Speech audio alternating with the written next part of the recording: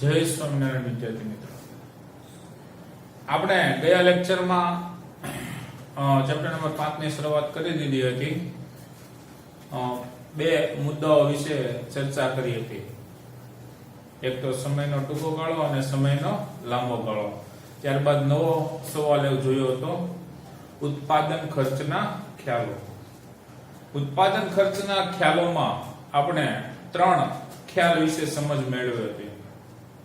કયા કયા? વાસ્તવિક ખર્ચ, કયો ખ્યાલ છે પેલો? વાસ્તવિક ખર્ચ. બીજો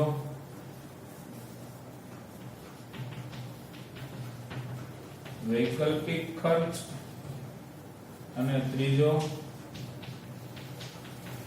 નાણાકીય ખર્ચ. આ 3 જે ખ્યાલ છે, વાસ્તવિક ખર્ચ, વૈકલ્પિક ખર્ચ અને નાણાકીય ખર્ચ, આના વિશે આપણે સમજ મેળવી હતી. તો વાસ્તવિક ખર્ચ એટલે શું? જ્યારે તમે ઉત્પાદન કરો છો ત્યારે ઉત્પાદનનો એવો ખર્ચ છે કે તમને દેખીતી રીતે તો કાર્ય કરતા જણાય છે, પણ એમાં જે કાર્ય કરતા શ્રમિકો છે, એ કાર્ય કરતા શ્રમિકોને જ્યારે એ ઉત્પાદન પ્રક્રિયામાં સામેલ કરે છે ત્યારે તેને શારીરિક કે માનસિક શું લાગે છે? થાક લાગે છે, કંટાળો આવે છે કે કષ્ટ ઉઠાવે છે, તો એ ઉત્પાદનનો વાસ્તવિક ખર્ચ ગણાય છે. તમને ખબર છે એ વ્યક્તિએ બદલાય છે. ખ્યાલ છે ને? બધા વ્યક્તિઓનો મતલબ બધા વ્યક્તિઓ સાથે જોડાયેલો નથી. એ વ્યક્તિએ બદલાય છે અને તેને ઉત્પાદન સાથે મતલબ જ્યારે ઉત્પાદન ખર્ચ, વાસ્તવિક ખર્ચ કેવો હોય છે? શૂન્ય હોય છે. જ્યારે ઉત્પાદન કરે ને ત્યારે વાસ્તવિક ખર્ચ કેવો હોય છે? કારણ કે એને માપી શકાતો નથી, એને જોઈ શકાતો નથી, એને માપી શકાતો નથી. બરોબર? જે વાસ્તવિક ખર્ચ છે ને એને તમે બીજા ખ્યાલ છે કે વાસ્તવિક ખર્ચ ને જે બીજા કયા નામે ઓળખી શકો? તો કે બિન નાણાકીય ખર્ચ. ગયા લેક્ચરમાં એક મુદ્દો જોવાનો રહી ગયો હતો. કયો? બિન નાણાકીય ખર્ચ. વાસ્તવિક ખર્ચને બીજા બિન નાણાકીય ખર્ચ તરીકે ઓળખાય છે. ઓકે, ત્યારબાદ હવે બીજો મુદ્દો જોઈએ, વૈકલ્પિક ખર્ચ. વૈકલ્પિક ખર્ચ એટલે કે ઉત્પાદનના સાધનોને ઉત્પાદન પ્રક્રિયામાં દાખલ કરવાથી કોઈ એક હેતુ માટે વિકલ્પ પસંદ કરી લીધો તો અન્ય વિકલ્પ શું કર્યો? જતો. તો જે જતા કરવામાં આવેલો વિકલ્પ છે એ વિકલ્પનો વૈકલ્પિક ખર્ચ ગણાય. ઓકે, તો એને શું ગણાય છે? વૈકલ્પિક ખર્ચ. ત્યારબાદ ત્રીજો મુદ્દો જોયો તો નાણાકીય ખર્ચ, કે જે ખર્ચનો આપણે નાણામાં આંકી શકતા હોય. બરોબર? તો એને કયો ખર્ચ ગણાય? નાણાકીય ખર્ચ. કે ઉત્પાદનની પ્રક્રિયામાં જે ખર્ચને આપણે નાણાના સ્વરૂપમાં માપી શકીએ તો એને કયો ખર્ચ ગણવામાં આવે છે? નાણાકીય ખર્ચ. ઓકે, તો એને આપણે 3 પરિબળો અસર કરે છે: ઉત્પાદનના સાધનોની કિંમત, ઉત્પાદનની સપાટી અને સમયગાળો. આ 3 મુદ્દાઓ 3 પરિબળો અસર કરતા હોય છે. હવે આપણે નવા ટોપિક ઉપર જઈ રહ્યા છીએ જે પરીક્ષામાં ઘણીવાર પૂછાય છે. ઉત્પાદન ખર્ચનું વર્ગીકરણ. શું છે ઉત્પાદન ખર્ચનું વર્ગીકરણ? આ ક્વેશ્ચન જ છે કે ઉત્પાદન ખર્ચનું વર્ગીકરણ જણાવો. આ સવાલ જો પૂછાય તો 2 માર્કમાં એનું વર્ગીકરણ પૂછી શકે. ઉત્પાદન ખર્ચનું વર્ગીકરણ. ઉત્પાદન ખર્ચનું વર્ગીકરણ 2 ભાગમાં થયેલું છે. ટૂંકો સમયગાળો, સમયનો કેવો ગાળો? ટૂંકો, એટલે કે ટૂંકો સમયગાળો, અને બીજો લાંબો સમયગાળો. હવે ટૂંકા સમયગાળાને પણ 2 ભાગમાં વહેંચવામાં આવ્યા છે.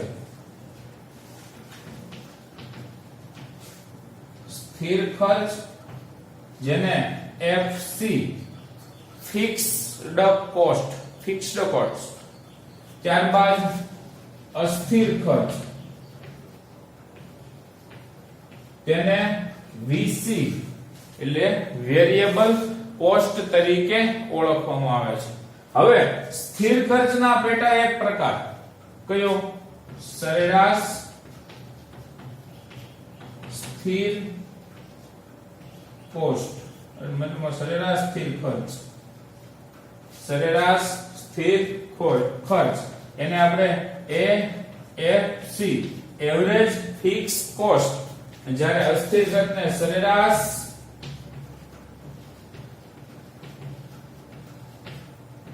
અસ્થિર ખર્ચ જેને FVC AVC average variable cost. આ મતલબમાં ઉત્પાદન ખર્ચનું વર્ગીકરણ આ સ્વરૂપે થયેલું છે. ઉત્પાદન ખર્ચના વર્ગીકરણના કેટલા પ્રકાર? બે. સમયનો ટૂંકો ગાળો અને સમયનો લાંબો ગાળો. ત્યારબાદ જે છે લાંબા ગાળાના એક પણ પ્રકાર નથી, માત્ર સમયના ટૂંકા ગાળાના બે પ્રકાર છે: સ્થિર ખર્ચ, અસ્થિર ખર્ચ. સ્થિર ખર્ચને કયા નામે ઓળખાય? FC. અસ્થિર ખર્ચને બીજા કયા નામે ઓળખાય? VC. ત્યારબાદ સ્થિર ખર્ચને બીજા પેટા પ્રકાર કયો? સરેરાશ સ્થિર ખર્ચ. મતલબમાં આ જે ખર્ચાઓ છે ને એ બધા રૂપિયામાં હોય. ઓકે, તો સરેરાશ સ્થિર ખર્ચને એવરેજ ફિક્સ કોસ્ટ, સરેરાશ અસ્થિર ખર્ચને એવરેજ વેરિયેબલ કોસ્ટ તરીકે ઓળખવામાં આવે છે. જો ઉત્પાદન ખર્ચનું વર્ગીકરણ પૂછાય તો તમારે એક ગુણમાં પૂછાય તો પણ આ, બે ગુણમાં પૂછાય તો તમારે આ રીતે એનું વર્ગીકરણ કરવાનું છે. ઓકે, હવે આપણે આના પરથી આપણે ટોટલ એટલા મુદ્દાઓ જોવાના છે. ઓકે, પહેલો મુદ્દો આપણે જોવાના છીએ સ્થિર ખર્ચ. ઓકે, કયો મુદ્દો છે? સ્થિર ખર્ચ.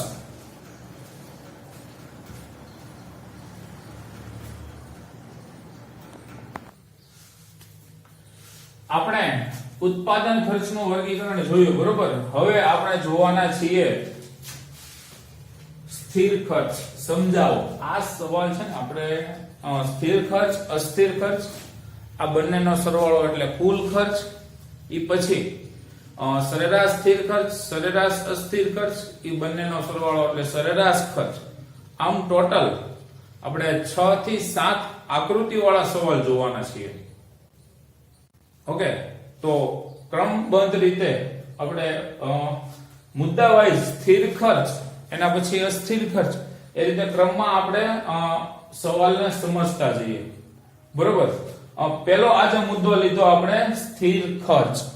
સ્થિર ખર્ચને ફિક્સ્ડ કોસ્ટ તરીકે ઓળખવામાં આવે છે, જેને તમે FC તરીકે પણ ઓળખી શકશો.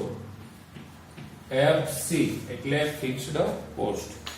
ઓકે, તો સ્થિર ખર્ચનો અર્થ શું છે? સ્થિર ખર્ચ કે ઉત્પાદનના જે ખર્ચાઓ ઉત્પાદન કરીએ છીએ ત્યારે તેના જે ખર્ચાઓ, તો કયા ખર્ચાઓ કઈ રીતે વધે ઘટે નહીં એની આપણે સમજ મેળવવાની છે.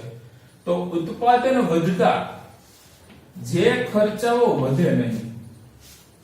તમે વસ્તુનું ઉત્પાદન કરો છો તો એની સામે ખર્ચમાં વધારો થતો નથી.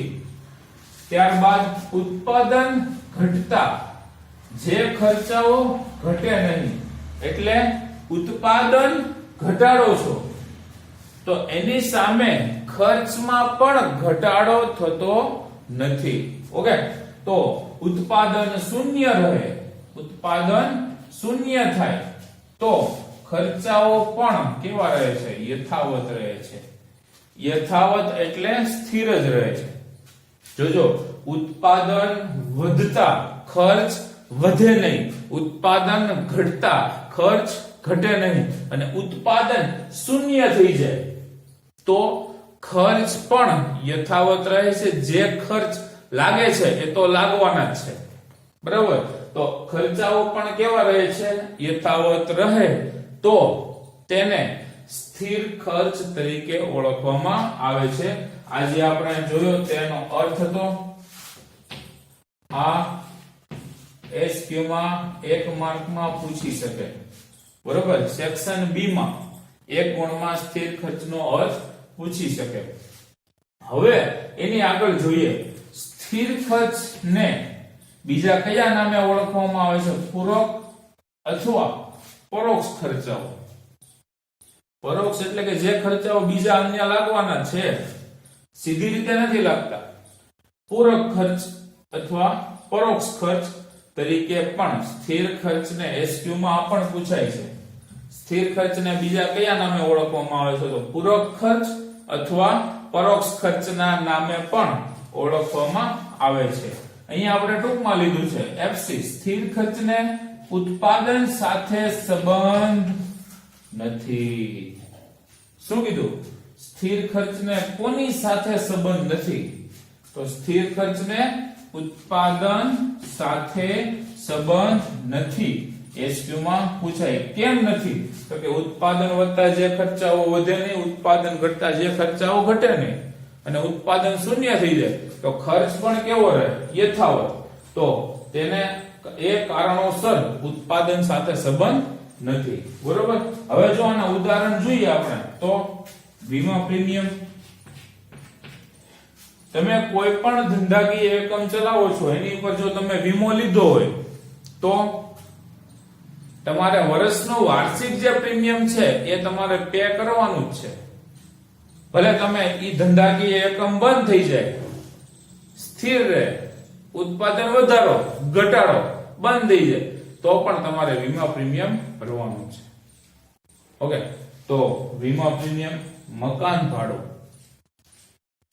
તમે ભાડાના મકાનમાં રહો છો, તમે 2 થી 3 મહિના સુધી ત્યાંથી તમે તમારો સામાન ત્યાં છે, પણ તમે અન્ય કોઈ પણ જગ્યાએ સ્થળાંતર કરો, એટલે ગામડે જતા રહ્યો, અન્ય કોઈ સિટીમાં સગા સંબંધીને ત્યાં 1-2 મહિના સુધી રોકાવા જાઓ, તો એ ભાડું બાદ કરતા નથી. એ સ્થિર ખર્ચ મકાન ભાડું યથાવત જ રહે છે. જમીન ભાડું, મૂડી પરનું વ્યાજ, કાયમી કર્મચારીનો પગાર. મૂડી પરનું વ્યાજ કયું? કે તમે કોઈ પાસે જો ઉછીની મૂડી લીધી છે તો એને તમે 1% 2% જો ઉછીની મૂડી લીધી હોય તો તમારે એ મૂડી પરત કરવાની, પ્લસ એના ઉપરનું વ્યાજ પણ પરત કરવાનું, ચૂકવવાનું. ધારો કે તમે બેંક પાસેથી લોન લીધી છે, એટલે મૂડી તો તમે વ્યાજે જ લીધી, લોન લીધી છે. ધારો કે તમે 50 લાખની લોન લીધી, તમારે મહિને 40,000 નો હપ્તો છે, તો 40,000 નો હપ્તો તો ચૂકવવાનો, પ્લસ એમાં વ્યાજ પણ સામેલ હોય છે. જેટલા ટકા લોન લીધી હોય એટલા ટકા, તો એ વ્યાજ પણ તમારે ચૂકવવું પડે. ભલે 10 વર્ષની લોન હોય, 20 વર્ષની લોન હોય કે 50 વર્ષની લોન હોય, જેટલા વર્ષની લોન હોય એ લેખે તમારે તેના ઉપર વ્યાજ ચૂકવતું રહેવું પડે. બરોબર. મૂડી પરનું વ્યાજ. કાયમી કર્મચારીનો પગાર. કાયમી કર્મચારી એટલે કે ફિક્સ પગાર. જે ફિક્સ પગાર છે, તમને ખબર છે હીરાના કારખાનામાં જે કારીગરો કામ કરે છે, અમુક મેનેજર હોય, કારીગરો હોય, તે ફિક્સ વેતન વાળા હોય, ફિક્સ પગાર વાળા હોય.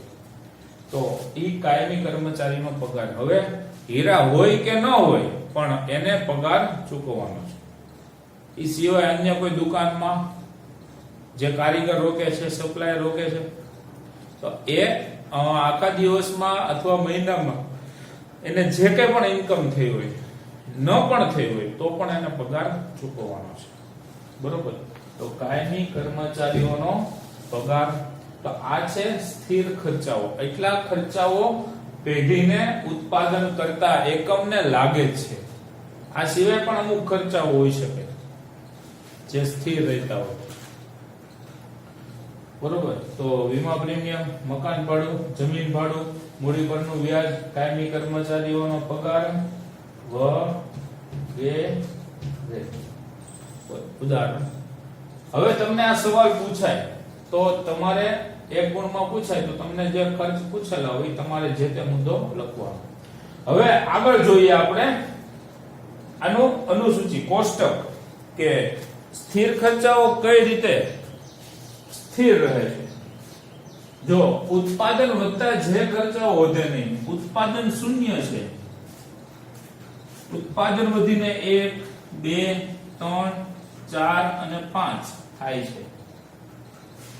તો ઉત્પાદન વધતા જે ખર્ચા વધે ને, ધારો કે આપણે ઉત્પાદન 500 એકમ છે, ઉત્પાદન શૂન્ય છે, ત્યારે ખર્ચ કેટલો લાગે છે 500. તો ઉત્પાદન વધે તો ખર્ચ વધે નહીં, કેટલો રહે 500. ઉત્પાદન ઘટે તો પણ ખર્ચ કેટલો રહે 500. જો હવે આ અર્થ ઉપરથી આપણે અનુસૂચિને સમજીએ.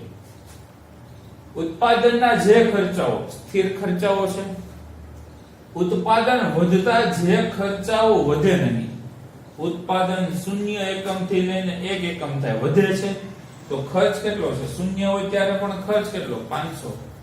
વધીને 1 એકમનો ખર્ચ કરીએ, 1 એકમનું ઉત્પાદન વધારે કરીએ તો પણ ખર્ચ કેટલો 500.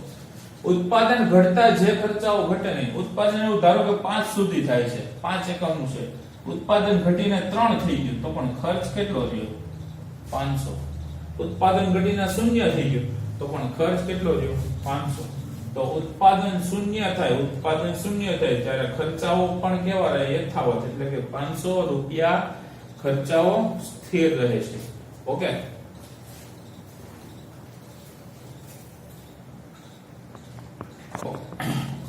આ અનુસૂચિ ઉપરથી આપણે હવે આકૃતિ દોરીએ. ઓકે, તો ઉત્પાદનના એકમો આપણે OX ધરી ઉપર દર્શાવ્યા છે. જો ઉત્પાદનના એકમ 0 1 2 3 4 5. ઓકે, ઉત્પાદનના એકમો OX ધરી પર દર્શાવ્યા છે. ત્યારે સ્થિર ખર્ચાઓને આપણે કઈ ધરી પર દર્શાવ્યા? સ્થિર ખર્ચ FC OY ધરી પર દર્શાવ્યા. ઓકે, તો આપણો સમજૂતીનો પહેલો મુદ્દો બને OX ધરી ઉપર ઉત્પાદનના એકમ, OY ધરી સ્થિર ખર્ચ રૂપિયામાં. ઓકે, આ પહેલો મુદ્દો બન્યો. હવે આપણે ઉત્પાદન 0 છે ત્યારે સ્થિર ખર્ચ કેટલો 500. ઉત્પાદન 0 ત્યારે સ્થિર ખર્ચ કેટલો 500. ઉત્પાદન વધીને 1 એકમ થાય, ઉત્પાદન 0 થી લઈને 1 એકમ ત્યારે ખર્ચ કેટલો 500. ઉત્પાદન વધીને 2 એકમ થાય, ઉત્પાદન વધીને 2 એકમ થાય ત્યારે પણ ખર્ચ કેટલો 500. 3 એકમ થાય ત્યારે ખર્ચ કેટલો 500. 4 એકમ થાય ત્યારે ખર્ચ કેટલો 500.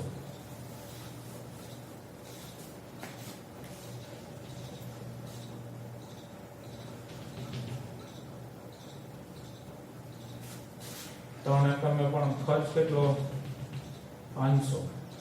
4 એકમે ખર્ચ કેટલો 500. 5 એકમનો ખર્ચ કેટલો 500. બરોબર. હવે શું કરવાનું છે? આને જોડતી એક રેખા દોરવાની છે. શું દોરવાની છે? જોડતી એક રેખા.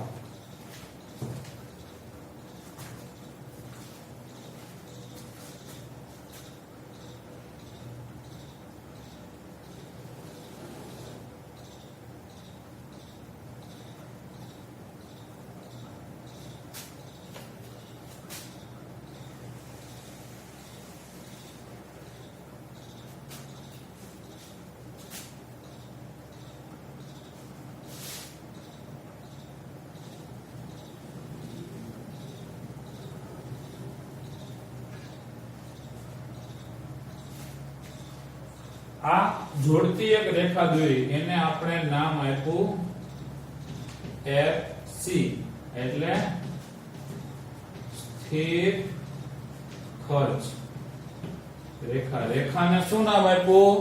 સ્થિર ખર્ચ રેખા. જો સ્થિર ખર્ચની રેખા છે, એ સ્થિર ખર્ચની રેખા આ જે પીળી લાઈન દોરી, પીળી લાઈન ઈ કઈ ધરીને સમાંતર છે? સ્થિર ખર્ચની રેખા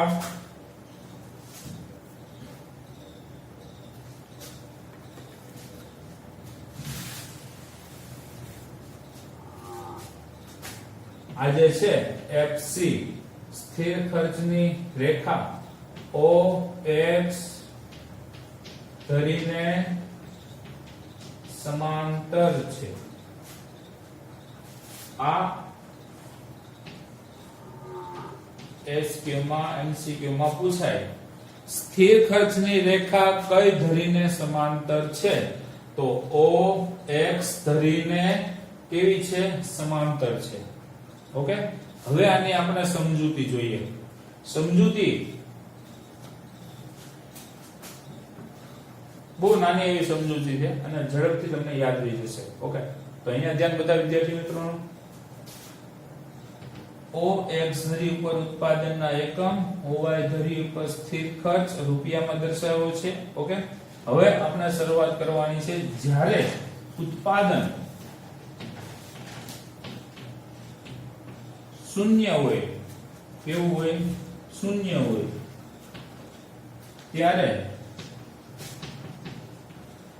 સ્થિર ખર્ચ 500 રૂપિયા હોય છે. જ્યારે ઉત્પાદન શૂન્ય હોય છે ત્યારે સ્થિર ખર્ચ કેટલો હોય છે? 500 રૂપિયા હોય છે. હવે ઉત્પાદન વધીને 1 થાય, કેટલું થાય? 1, ત્યારે પણ સ્થિર ખર્ચ 500 રૂપિયા સ્થિર જ રહે છે. 500 રૂપિયા કેવો રહે છે? સ્થિર જ રહે છે. આમ ઉત્પાદન જેમ જેમ વધે તેમ સ્થિર ખર્ચ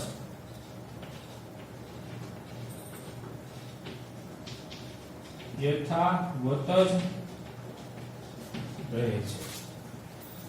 આ ઉત્પાદન જેમ જેમ વધે તેમ તેમ સ્થિર ખર્ચ યથાવત જ રહે છે. એટલે કે 500 રૂપિયા સ્થિર જ રહે છે. જેમ જેમ ઉત્પાદન જેમ જેમ ઘટે તેમ સ્થિર ખર્ચ યથાવત જ રહે છે. ઓકે, આ છે તેની સમજૂતી. હવે આ સવાલ છે તમને 3 ગુણમાં પણ પૂછાય અને 5 ગુણમાં પણ પૂછાય. 5 ગુણમાં અને 3 ગુણમાં પૂછાય તો તમારે સરખે સેમ જ લખવાનું. ટૂંક નોંધ લખો સ્થિર ખર્ચ, તો તમારે તેનો અર્થ, આ બે મુદ્દા, ઉદાહરણ, અનુસૂચિ, આકૃતિ અને સમજૂતી દ્વારા એને વિગતવાર ટૂંક નોંધ સ્વરૂપે લખવાનું. 5 ગુણમાં પણ પૂછાય તો પણ આ રીતે લખવાનું. હવે છેલ્લો મુદ્દો આજે છે આપણે કયો?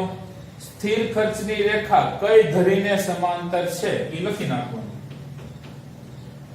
સ્થિર ખર્ચની રેખા OX ધરીને સમાંતર છે. ઓકે, આ રીતે તમારે તમારા ચોપડામાં વ્યવસ્થિત ટાઇટલ મારવાનું, સમજાવો. મુદ્દા નંબર 1 સ્થિર ખર્ચ, આવી રીતના સમજાવવા. એક ટાઇટલની નીચે પહેલો સ્થિર ખર્ચ, બીજો અસ્થિર ખર્ચ, એ રીતે તમારે ક્રમબંધ આપતા જવાના છે. બરોબર? સ્થિર ખર્ચ આની હું PDF આપીશ, તેમાં વ્યવસ્થિત જે રીતે લખેલ છે એ રીતે તમારે લખવાનું છે. પણ અહીંયા એકવાર સમજાવી દઉં. અર્થ લખવાનો, એની નીચે આના બીજા કયા નામે ઓળખાય? પૂરક ખર્ચ અથવા પરોક્ષ ખર્ચ. FC ને કોની સાથે સંબંધ નથી? તો કે ઉત્પાદન સાથે સંબંધ નથી. પછી તેના ઉદાહરણ લખવાના. ઉદાહરણ લખાઈ ગયા બાદ એની નીચે સેન્ટરમાં ઉત્પાદન, આ જે કોષ્ટક છે ને, કોષ્ટક એ વધારે આખા પેજમાં નથી દોરવાનું. ઓકે, જેટલું લખાણ આવે છે એટલું જ દોરવાનું, એટલું જ તમારે લખવાનું, એટલું જ દોરવાનું, આખા પેજમાં દોરવાનું નથી. હવે આ અનુસૂચિ લખાઈ ગયા બાદ હવે તમારી એની નીચે ટાઇટલ મારી લખવાનું. આકૃતિ ઓકે, આ રીતે વ્યવસ્થિત આકૃતિ દોરવાની, નામ નિર્દેશન આપવાના, ન ભૂલાય તે રીતે. આ પણ લખવાનું OX ધરીને સમાંતર FC, પછી નીચે ટાઇટલ મારવાનું સમજૂતી લખાઈ ગયો. પહેલો મુદ્દો OX ધરી ઉપર ઉત્પાદનના એકમ, OY ધરી ઉપર સ્થિર ખર્ચ રૂપિયામાં, પછી એ સમજૂતીનો મુદ્દો, પછી છેલ્લે તમારે સ્થિર ખર્ચની રેખા OX ધરીને સમાંતર છે. આ રીતે લખીને અહીંયા SQ લખી નાખો એટલે જ્યારે વાંચો ત્યારે આ યાદ રહે. ઓકે, આની હું તમને PDF મોકલી દઈશ. ઓકે.